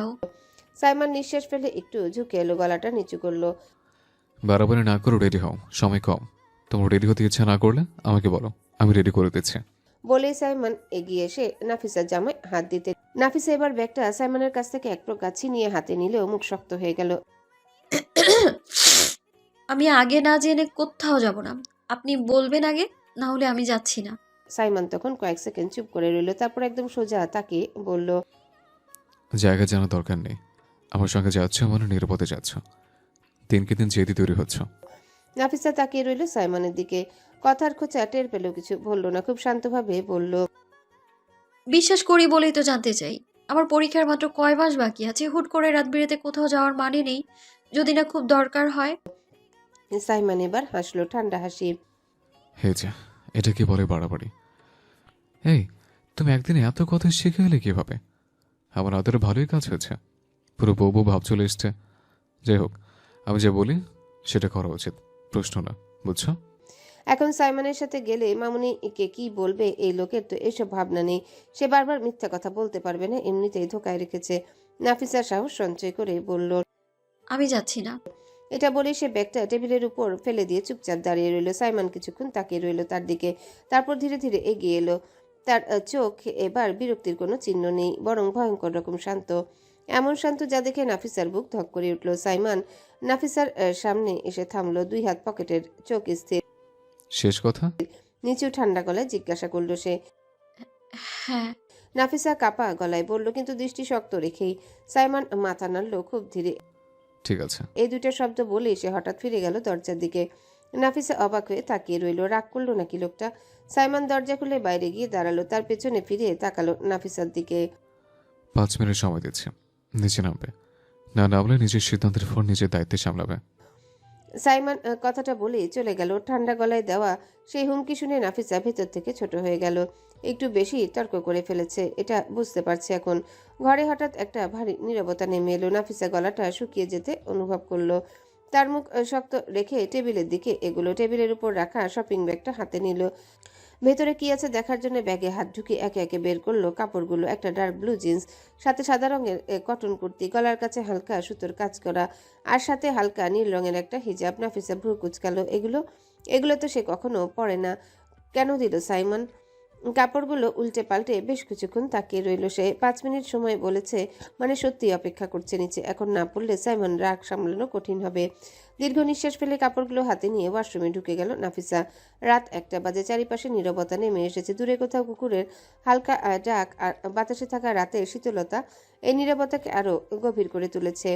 রিশার ঘরের বারান্দায় বসে আছে জারিন। রিশাকে ঘুম পাড়িয়ে দেওয়ার পর বুকের ভিতর জমে থাকা অস্থিরতা আর ঘুমহীনতা তাকে নিস্তব্ধ রাতের সঙ্গে সময় কাটাতে টেনে এনেছে। মাথার ভিতর বারবার ঘুরপাক খাচ্ছে দিনের ঘটনার কুৎসিত স্মৃতি, সাইফানের সাথে যা ঘটেছে। মনে পড়তে বুকের ভেতর মোচড় দেয়, চোখের কোণ ভিজে আসে। এতবার চেষ্টা করেও কেন নিজেকে সামলাতে পারলো না? কেন বাধা দিল না সাইফানকে? কেন নিজেকে আরো বিপদের দিকে ঠেলে দিল? কারণ যাই হোক না কেন, যেটা হয়েছে এটা ভুল, খুব বড় ভুল। আর এই ভুলের জন্য সে সাইফানকে কোনোদিনও ক্ষমা করবে না, কোনোদিনও না। চোখ বেয়ে টুপটুপ করে পানি পড়ছে। কিন্তু এসব দুঃখের মাঝেও তার মনে একটাই প্রশ্ন জেগে উঠে, রিশা, ওর অবস্থা তো আরো করুন। এত বছর ধরে একজন মানুষকে ভালোবেসে অপেক্ষা করছে, অথচ দুজনের মাঝখানে ভুল বোঝাবুঝি, দূরত্বর হাজারটা বাধা। ভালোবাসা থাকা সত্ত্বেও কেউ মুখে বলতে সাহস পাচ্ছে না, কেউ বলেও পাচ্ছে না। হয়তো এগুলোই নিয়তির খেলা, যেখানে কেউ জেতে না। কিন্তু আজ এসব ভাবলে কাজ হবে না। জারিন ঠিক করে যতটুকু সম্ভব হোক প্রিয় বান্ধবীর মুখে হাসি ফিরিয়ে আনবে, ওর পাশে দাঁড়াবে, ওকে ভেঙে পড়তে দেবে না। ঠান্ডা হওয়ায় হঠাৎ জারিনের মনে হলো হাঁটতে ইচ্ছা করছে, মাথা কিছুটা হালকা হবে হয়তো। মনে হতে চুপচাপ বারান্দা থেকে উঠে রুমের দরজা খুলে করিডোর পেরিয়ে ছাদের দিকে রওনা হলো। ছাদে এসে দেখলো হালকা চাঁদের আলো ছড়িয়ে আছে চারিপাশে। ছাদের বাগানের গাছপালার পাতায় বাতাসের দোলায় সুর তুলছে যেন। গিয়ে দোলনায় বসলো জারিন। মাথা পিছনে হেলিয়ে চোখ বন্ধ করে কিছুক্ষণ শান্ত হয়ে থাকার চেষ্টা করলো। হঠাৎই নাকে এলো এক বিরক্তিকর গন্ধ। ভ্রু কুচকে উঠে বসলো সে, সিগারেটের গন্ধ। সাথে সাথে নাক চেপে ধরে বিরক্ত মুখে চারিপাশে তাকালো। এত রাতে ছাদে কি আছে? অপর প্রান্তে সাইফান। ঘুম না আসায় সাইফানও ছাদে উঠেছিল, মাথা এলোমেলো। বারবার ভেসে উঠছে জারিনের কান্না ভেজা চোখ। কেন যেন মেয়েটার চোখের পানি তার বুক জ্বালিয়ে দিচ্ছে। সে নিজেও জানে না কেন তাকে দেখে এমন অস্থির লাগে, কেন এই মেয়েটার কষ্ট দেখতে পারে না। কিন্তু আফসোস আছে, সীমা ছাড়িয়ে গেছে। মজা করতে গিয়ে এমন এক জায়গায় পৌঁছে গেছে যেখানে যাওয়ার কোনো অধিকার তার ছিল না। নিজের উপর অসহ্য রাগ হচ্ছে তার। শান্ত হতে না পেরে সিগারেট ধরেছিল। সাধারণত সে খুব বেশিবার স্মোক করে না, কিন্তু আজ হাত পা কাঁপছে, মাথা শূন্য, চিন্তা এলোমেলো, তাই একটার পর একটা সিগারেট শেষ করছে। হঠাৎই অনুভব করলো কেউ ছাদে এসেছে। দোলনার দিকে তাকাতে চোখে পড়লো জারিনকে। তাদের চোখে চোখ পড়তে দুজনে যেন থমকে গেল কয়েক সেকেন্ডের জন্য। সাইফান প্রথমে অবাক হলো, এত রাতে জারিন এখানে কি করছে? কিন্তু পর মুহূর্তে খেয়াল করলো জারিন নাক মুখ চেপে আছে। বুঝতে তার বেশি সময় লাগলো না। সিগারেটের গন্ধেও বিরক্ত হয়েছে। একবার জারিনের দিকে তাকালো, তারপর কোনো কথা না বলে সিগারেট নিভিয়ে দিল। আধা খাওয়া সিগারেটটা মাটিতে ফেলতে নিজে কিছুটা অবাক হলো। এটা কি সত্যি সে করলো? জারিন কপাল গুটিয়ে তার দিকে কিছুক্ষণ তাকিয়ে আবার উঠলো। নিচে চলে যাওয়ার জন্য ঘুরতে সাইফান অদ্ভুত তাড়নায় হাত বাড়িয়ে তার হাতটা ধরে ফেললো। হঠাৎ হাত ধরা, আর তাতে যেন আগুনে ঘি পড়লো। জারিন পেছনে ফেললো জ্বলে ওঠা চোখে, হাতের দিকে তাকিয়ে তারপর গর্জে উঠলো, কি সমস্যা আপনার? আবার কি ফাইজলামো শুরু করলেন? হজম হয়নি একবার, আবার নতুন খেলা? আগে ভাবতাম আপনি একটু ফাজিল টাইপ, কিন্তু এখন বুঝলাম আপনার ক্যারেক্টারই সমস্যা আছে। প্রথম দিককার কথাগুলো চুপচাপ শুনলেও শেষ লাইনটা কানে যেতেই রক্ত গরম হয়ে উঠল। সাইফানের দাঁত চেপে বলল, এই মেয়ে, এই চশমা, নিজেকে কি ভাবো? আমার ক্যারেক্টারের দিকে আঙুল তুললে ভালো হবে না, মুখ সামলে কথা বলবা। ও আচ্ছা, এখন আবার নিজেকে ভদ্রলোক ভাবছেন বুঝি? সরি বলেন আর বাঁচেন, সেই চেষ্টা। সরি বললে সব সমস্যার সমাধান হয় না, লজ্জা করে না আপনার? সাইফানের ধৈর্য ভেঙে গেল, চোখে রাগ, কণ্ঠে আগুন। এগিয়ে এসে শক্ত করে জারিনের গাল চেপে ধরল। জিভ সামলাও, আর একবার ক্যারেক্টারলেস বললে জিভ টেনে ছিঁড়ে ফেলবো। এই মেয়ে, নিজেকে কি ভাবিস? আমি যখন প্রথমে তোর দিকে গিয়েছিলাম তখন কেন নিজেকে ছাড়িয়ে নিসনি? আমাকে বাধা দিসনি কেন? নিজের শরীর ছেড়ে দিয়েছিলি কেন বল? জারিন লড়াই করলো, দু হাতে সাইফানের হাত সরানোর চেষ্টা করে, কিন্তু পারল না। পুরুষের শক্তি বলে কথা, তার হাত দুর্বল, চোখে পানি চলে এলো লজ্জা, কষ্ট আর রাগে। সাইফান থেমে গেল ঠিক তখনই যখন দেখলো মেয়েটার চোখে পানি, ধাক্কা দিয়ে সরিয়ে দিল তাকে, কিন্তু নিজেও যেন ভেতরে ভেঙে পড়ল। বালের ঝামেলায় পড়েছি আমি। রাজীব ভাই না এগুলো মাথায় ঢোকাতো, মাথা ঠিকই ছিল। কালই ওনার বউয়ের কাছে নালিশ দেব, বিয়ের পর যেন বাসন ধোয়া বন্ধ করায় ওনাকে। মাথা নষ্ট করে দিল আমার। বলেই পাশ কাটিয়ে নিচে নেমে গেল সাইফান, আর জারিন দাঁড়িয়ে রইল স্থবির হয়ে। বুক থেকে কেবল কান্না উঠলো, শব্দ করে কাঁদতে লাগলো, দুহাত মুখে চেপে। কিছুক্ষণ পর বের হলো বদলে গিয়ে। জিন্স আর কুর্তি পরে নিজেকে আয়নায় দেখে যেন নিজেকে চিনতে পারলো না সে। ঠিক তখনই দরজায় শব্দ হলো। সাইমান। নাফিসা জামা কাপড় চেঞ্জ করে কিছুক্ষণ পর ওয়াশরুম থেকে বের হয়ে এলো। জিন্স আর কুর্তি পরে ড্রেসিং টেবিলের সামনে গিয়ে দাঁড়ালো। আয়নায় নিজেকে দেখে মনে হলো যেন নিজেকে চিনতে পারছে না। ঠিক তখনই দরজায় শব্দ হলো। পরক্ষণে সাইমান দরজা ঠেলে ভেতরে ঢুকলো। ঘরে ঢুকে তার দৃষ্টি সরাসরি গিয়ে পড়ল নাফিসার উপরে। মাথা থেকে পা পর্যন্ত একবার ভালোভাবে পর্যবেক্ষণ করলো সে। চোখে এমন এক ভঙ্গি, প্রথমবার সে তার বউকে নতুনভাবে দেখলো। এই ড্রেসে নাফিসাকে অদ্ভুতভাবে আরো পিচ্ছি লাগছে, জামা কাপড় যেন তাকে আরো বাচ্চা বাচ্চা করে তুলেছে। ব্যাপারটা সাইমনের কাছে কেন যেন ভালো লাগছে না, সে নিজেই বুঝতে পারছে না কেন।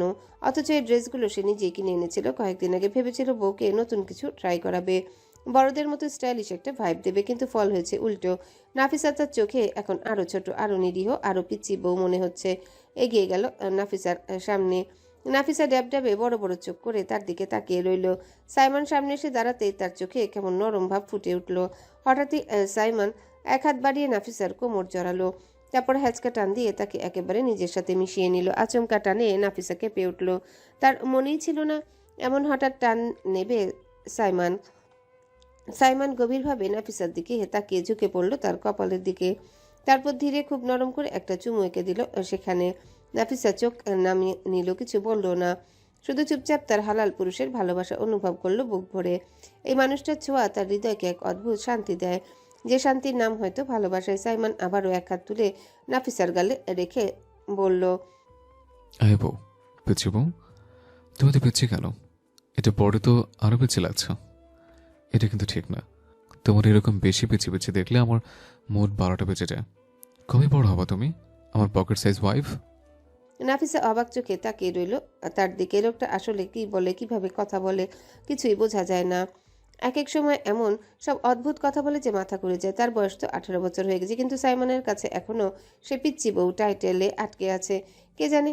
আর যা নাফিসাকে সবচেয়ে বেশি বিরক্ত করে, এই লোক যখন রাতের বেলায় আকাশ কুকাজ করে তখন একবারও ভাবে না যে মেয়েটা নেহাতি ছোট। তখন তার মাথায় বয়স টয়স কিছুই আসে না, কিন্তু বাইরে এসে আবার পিচ্চি ডাকে। এই মানুষটার মাথার ভিতরে আসলে কি চলে সেটা আল্লাহ ভালো জানেন। সাইমন নাফিসাকে ছেড়ে দিল এবার। যাও বউ, হিজাব বেঁধে এসো, আমি 2 মিনিট টাইম দিচ্ছি। নাফিসা ভদ্র বউয়ের মতো কিছু না বলে চুপচাপ ড্রেসিং টেবিলের সামনে দাঁড়িয়ে হিজাব বাঁধতে লাগলো। আর সাইমন এদিকে হাঁটা দিল তার পড়ার টেবিলের দিকে। নাফিসের বই খাতা সব তছনছ করে রাখা ছিল, 16 আনায় অগোছালো। সাইমন এক এক করে বইগুলো গুছিয়ে এক জায়গায় আনতে লাগলো। তারপর কাপড় রাখার টালি খুলে একপাশে বই খাতাগুলো সুন্দর করে সাজিয়ে রাখলো। হিজাব বাঁধতে বাঁধতে নাফিসা সবকিছু লক্ষ্য করছে। লোকটার প্রতিটা কাজই যেন তাকে অবাক করে। মানুষটা কখনো খুব রাগী, আবার কখনো খুব আদুরে, কখনো খুব গম্ভীর, আবার কখনো খুব যত্নশীল। তার ভেতরটা যেমন রহস্যময় তেমন আকর্ষণীয়। হিজাব বাঁধা শেষ হলে সাইমন বলল, চলো আমার পেছন পেছন আসো। বলেই ট্রলি হাতে নিয়ে হালকা দ্রুত পায়ে হাঁটা শুরু করলো সে। নাফিসাও বাধ্যমের মতো তার পেছনে পেছনে চলল। তার বুকের ভিতর কেমন অদ্ভুত ভয় কাজ করছে। বাড়ির কেউই ঠিক জানে না তারা কোথায় যাচ্ছে, তাদের সম্পর্কে বিষয়েও কিছু জানে না। আর সাইমনও কিছু বুঝতে দিচ্ছে না তাকে। তার মনে এখন হাজারো প্রশ্ন, কিন্তু জিজ্ঞেস করার সাহস নেই। করিডোর পেরিয়ে নিচে নামতেই ডাইনিংয়ে আফিয়া বেগমকে দেখা গেল।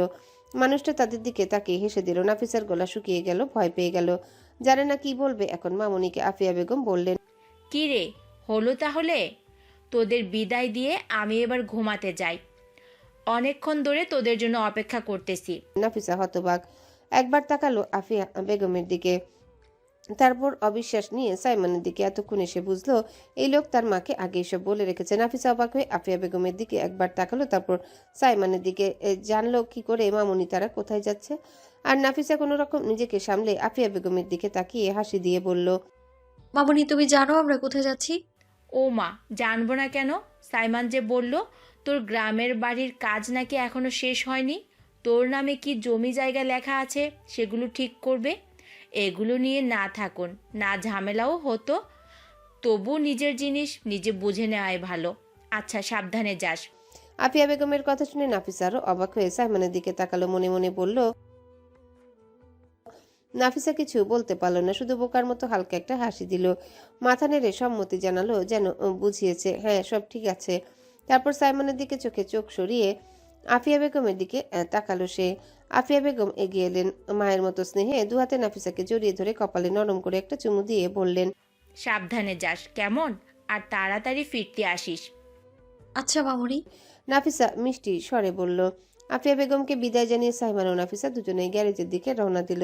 গ্যারেজে আগে থেকে রাজীব দাঁড়িয়েছিল সব প্রস্তুত রেখেই। সাইমান ট্রলি এগিয়ে দিতে রাজীব তা নিয়ে নিল। রাজীব ভদ্রভঙ্গিতে নাফিসার দিকে তাকিয়ে মিষ্টি হাসি দিয়ে বলল, আসসালামু আলাইকুম ভাবি। নাফিসা ও সৌজন্য ধরে হাসি দিয়ে জবাব দিল। ওয়ালাইকুম আসসালাম ভাইয়া। রাজীব বলল, স্যার আমি তাহলে আপনাদের ব্যাগগুলো নিয়ে যাচ্ছি, আপনারা আসেন। সাইমান মাথা নেড়ে বলল। ওকে। রাজীব ব্যাগপত্র নিয়ে গাড়িতে তুলে রাখলো, তারপর ড্রাইভারের সিটে বসলো, ইঞ্জিন স্টার্ট দিল এবং গ্যারেজের বাইরে গাড়িটা নিয়ে চলে গেল তাদের জন্য পথ পরিষ্কার রেখে। সাইমন এগিয়ে গিয়ে সামনে দাঁড় করানো বাইকের উপর উঠে বসলো। কালো জিন্স, কালো লেদার জ্যাকেট আর হাতে কালো গ্লাভস, একদম বাইকার লুক। তার শক্ত শরীর এই পোশাক আরো ভয়ঙ্কর অথচ আকর্ষণীয় একটা ভাব এনে দিয়েছে। মাথায় হেলমেটটা পড়তে পড়তে নাফিসার দিকে তাকিয়ে এক চিলতে হাসলো। সেই হাসির ভেতর রহস্য আছে, দখলদারের গর্বও আছে, আর অদ্ভুত এক টান যা নাফিসার বুক কাঁপিয়ে দেয়। সাইমন ইশারা করলো। নাফিসা বাইকের সামনে দাঁড়িয়ে দ্বিধায় পড়ে গেল। গাড়ির মতো হলে একটা কথা ছিল, বাইকের পেছনে সাইড উঁচু হয়, কিভাবে উঠবে বুঝতে পারলো না। কিছুটা সাহস করে পেছনে উঠতে গেল, কিন্তু বাইকটা উঁচু বলে ঠিক মতো উঠতে পারলো না। দুইবার চেষ্টা করলো, না পারছে না। সামনে থেকে হালকা পেল ধমক এসে পড়লো তার কানে। আমাকে ধরে তারপর উঠে বসো, বোকার মতো দাঁড়িয়ে থেকো না। নাফিসা ঠোঁট ফুলিয়ে বিরক্ত চোখে তাকালো সাইমনের দিকে, কিন্তু শেষমেশ উপায় না দেখে সাইমনের বাহু ধরে সামলে বাইকে উঠল সে। ঠিক উঠতেই টের পেল সাইমান তার দুই হাত ধরে নিজের কোমরের সামনে জড়িয়ে দিল শক্ত করে। নাফিসা থমকে গেল। এভাবে কেন ধরলেন? সাইমান এক মুহূর্ত ঘাড় ঘুরিয়ে তাকালো তার দিকে। বাইকের আগে ওঠেনি বুঝে, না ধরে বসলে পড়ে যাবে। আমি কিন্তু নিয়ে দায়িত্ব নেব না। আমার বউ পড়ে গেলে ব্যথা পাবে এই চিন্তা আমার নাই। আগে নিজের ভুল ভাঙো, তুমি এখন শুধু আমার, তাই ধরেই বসবে। নাফিসার গাল লাল হয়ে গেল কথাগুলো শুনে। বুকের ভেতর অদ্ভুত তোলপাড়, রাগও হচ্ছে আবার মায়া মায়াও লাগছে। পুরুষটা কেমন যেন, কখনো রাগে হুমকি দেয়, আবার কখনো কোনো সময় এমনভাবে আপন করে টেনে নেয় যে বোঝাই যায় না সে আসলে কি ধরনের মানুষ। বাইক স্টার্ট হলো। রাতের নীরবতা চিরে ইঞ্জিনের গর্জন ছুটে গেল সামনে, বাড়ির পেছনে পড়ে রইল। রাস্তা ধরে এগোতে লাগলো সাইমন। চারিপাশে নিশ্চুপ রাত, অন্ধকার, দূরে দূরে শুধু ল্যাম্পপোস্টের হলুদ আলো। বাইকের গতির সাথে বাতাস এসে আঘাত করছিল নাফিসার মুখে। গাল ঠান্ডা হয়ে যাচ্ছে, কিন্তু তার বুকের ভিতর কেমন হিংস্র উষ্ণতা ছড়িয়ে পড়ছে হালাল পুরুষের বুকের সাথে। তার শক্ত শরীরের স্পর্শে এমন নিরাপত্তা সে আর কখনো পায়নি। হঠাৎ বাইক থেমে গেল নির্জন রাস্তার মাঝখানে। চারিদিকে কেউ নেই, শুধু দূরে গাছের সারি, আকাশে আধ ঘুমানো চাঁদ। নাফিসা অবাক হয়ে তাকালো। কি হয়েছে? বাইক কেন থামালেন? সাইমন হেলমেট খুলে নিঃশব্দে তাকিয়ে রইল কিছুক্ষণ, তারপর ধীরে ধীরে বলল। সামনে বসো। নাফিসা থ হয়ে গেল। কি সামনের দিকে? না না না, এটা ঠিক না। হচ্ছে কি এসব? আমি সামনে বসতে পারবো না। সে কথা শেষ করার আগে সাইমন নিচু গলায় বলল, বাড়াবাড়ি করবে না, যা বললাম তাই করো, সামনে বসবে। আমি পারবো না। করতে হবে, নইলে এখানে রেখে যাচ্ছে। আপনি জোর করছেন কিসের জন্য? সাইমন হালকা এগিয়ে এলো, চোখ দুটো অন্ধকারে আরো গভীর দেখাচ্ছে। কারণ আজ তুমি আমার, আমার কাছে থাকবে, আমার কাছ থেকে দূরে নাও। ভয় পাওয়ার দরকার নেই, তোমার স্বামী আমি, এটাই যথেষ্ট। তারপর অপেক্ষা না করে নিজেই নাফিসার হাত ধরে তাকে পেছন থেকে নামিয়ে বাইকের সামনে বসালো। নাফিসার নিঃশ্বাসগুলি এলোমেলো হয়ে গেল। এইভাবে সামনে সাইমনের বুকের খুব কাছে বসতে হবে। বুক ধকধক করছে ওর, মনে হচ্ছে হৃদস্পন্দনে শব্দ বাইরেও বের হয়ে পড়ছে। নাফিসা কাপা গলায় বলল। আমি আমি ভয় পাচ্ছি। সাইমন ঝুঁকে এলো, তার কানে খুব কাছে মুখ এনে বলল। থাক, ভয় পেলে তুমি আবার আমার আরও কাছে আসো, সেটা আমার পছন্দ। তারপর নিজের হাত দিয়ে নাফিসাকে জড়িয়ে ধরলো, এমনভাবে যেন তাকে বাইকের সাথে আটকেই রাখলো। নাফিসার দম বন্ধ হয়ে গেল, প্রায় শরীর কাঁপছে, কিন্তু আশ্চর্য ভয়ের সাথে গলে আছে নিরাপত্তা। এই পুরুষটা ভয়ঙ্কর আবার আশ্রয়ও। পরন্ত বিকেলবেলা, চারিপাশটা হালকা হাওয়া বইছে, গাছপালায় পাতা সূর্যের আলো ঢেউ খেলছে। একটা বটগাছের নিচে দাঁড়িয়ে আছে রিশা আর জারিন। দুই বান্ধবী অনেকক্ষণ ধরে অপেক্ষা করছে আকাশের জন্য। তাদের পা লেগে গেছে, কিন্তু মানসিকভাবে তারা একঘেয়েমি বা ক্লান্তির বোঝা বহন করছে না। স্রেফ মনে অদ্ভুত উত্তেজনা, অস্থিরতা। জারিন অনেকবার চেষ্টা করেছে আকাশকে রাজি করাতে, একবার রিশার সঙ্গে দেখা করার জন্য, কিন্তু আকাশ কোনো মতে দেখা করতে রাজি ছিল না। আগে সে নিজের অবস্থান স্পষ্ট করে দিয়েছে, যেটা তার কাছে কখনো সম্ভব নয়। সেটা নিয়ে সময় নষ্ট করা তার জন্য বোকামি। রিশা জানে আকাশ বুঝতে পারছে না যে কেউ তার জন্য কতটা অসহায় হতে পারে। কেউ তার জন্য সবকিছু ছাড়তে প্রস্তুত, স্ট্যাটাস, অর্থ, সবকিছুর বিপরীতে ভালোবাসা। রিশা ভেবেছে যার প্রতি একবার মন যায় তার প্রতি মায়া জাগে। যদি এই মায়া খাঁটি ভালোবাসায় রূপান্তরিত হয়, এই মায়া থেকে বের হওয়া কতটা কঠিন হতে পারে তা সে ভালোভাবে অনুভব করছে। হয়তো সেই কারণে রিশাও পারছে না। আকাশ হয়তো রিশাকে ভালোবাসে, হয়তো বলা ভুল হবে, ভালোবাসে, কিন্তু তার মাথা ভরা হাজার রকমের বেড়াজাল ও বাধা। মধ্যবিত্ত পরিবারের ছেলে মেয়ে সাধারণত সহজে অনুভূতি প্রকাশ করতে পারে না, করতে গেলেও বিবেক সবসময় কাজ করে। আকাশ ঠিক এমনই, ভালোবাসার মানুষকে চাইতে চাইলেও দূরে ঠেলে দিতে বাধ্য হচ্ছে। দুই বান্ধবী দাঁড়িয়ে থাকতে থাকতে পা লেগে গেছে। হঠাৎই তাদের অপেক্ষার অবসান ঘটে। আকাশ এসে উপস্থিত হলো, রিকশা থেকে নিচে নামলো, ভাড়া মিটিয়ে এগিয়ে আসলো। আকাশের পরনে একটা চেক শার্ট, সাথে কালো প্যান্ট, আর কাঁধে সব সময়ের মতো একটা ব্যাগ ঝুলানো। এই মানুষটার ক্লান্তি কি শেষ হয় না? এত খাটে কেন সারাদিন? টিউশনি করার এত কিছু করে। রিশা তার ব্ল্যাক ডায়মন্ডের দিকে গভীর দৃষ্টি দিল। এই মানুষটাকে যে সে কতটা ভালোবেসেছে নিজেও জানে না। মানুষটাকে দেখলে মনে হয় নতুন করে ভালোবাসতে, আবার যতবার দেখেন ততবার নতুন নতুন বিষয়ে প্রেমে পড়ে। কি আজব ঘটনা! যে মানুষটা তাকে চায় না, বোঝে না। আকাশ দুজনের সামনে এসে দাঁড়ালো।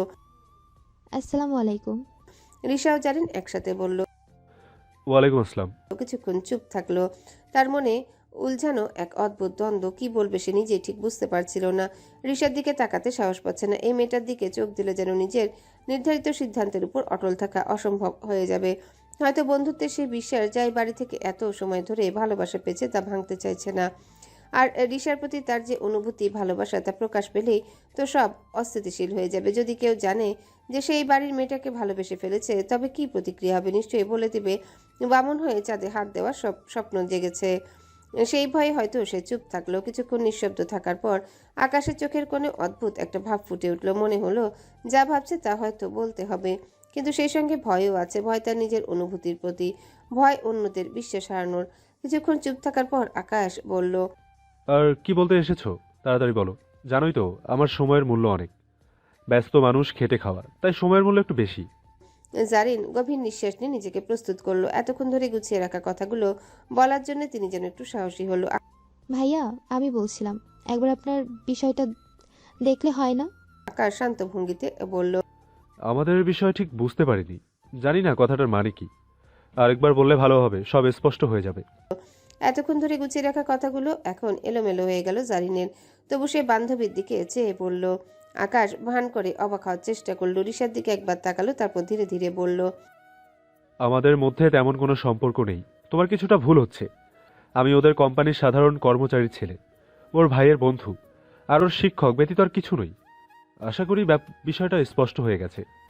ভাইয়া, আপনি এভাবে বলবেন না।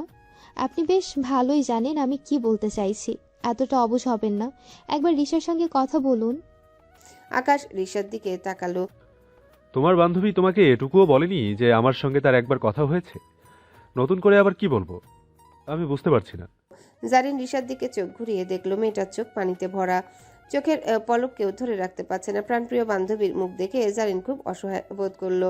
সে আবারও আকাশের দিকে তাকিয়ে অনুরোধের সুরে বলল, ভাইয়া আমাকে ছোট বোন ভাবেন তো, এই বোনের একটা আবদার রাখুন, আর একবার রিশার সঙ্গে কথা বলুন প্লিজ, একবার ভেবে দেখুন প্লিজ। আকাশ একটা দীর্ঘশ্বাস ফেলল। তার চোখে ক্লান্তি আর কণ্ঠে ধীরতা, কিন্তু সে জানে একবার ঋষের সাথে কথা বললে কিছু ভাঙতে পারে।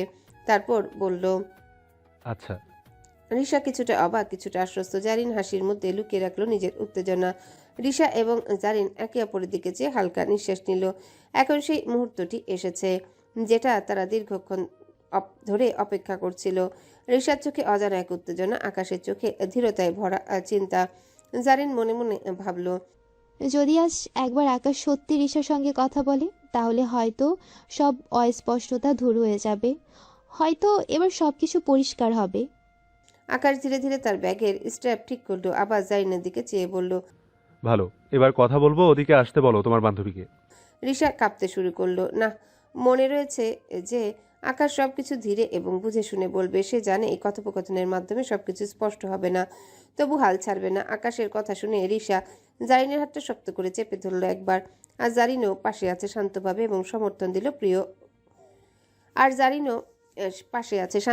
এবং সমর্থন দিল প্রাণপ্রিয় বান্ধবীকে। হ্যালো বন্ধুরা, পরবর্তী পার্ট খুব তাড়াতাড়ি আসবে, তো সবাই অপেক্ষায় থাকো। আর চ্যানেলটি যারা এখনো সাবস্ক্রাইব করনি তারা পরবর্তী পার্ট দেখার জন্য চ্যানেলটি সাবস্ক্রাইব করে রেখো। ধন্যবাদ সবাইকে, আমাদের সাথেই থেকো।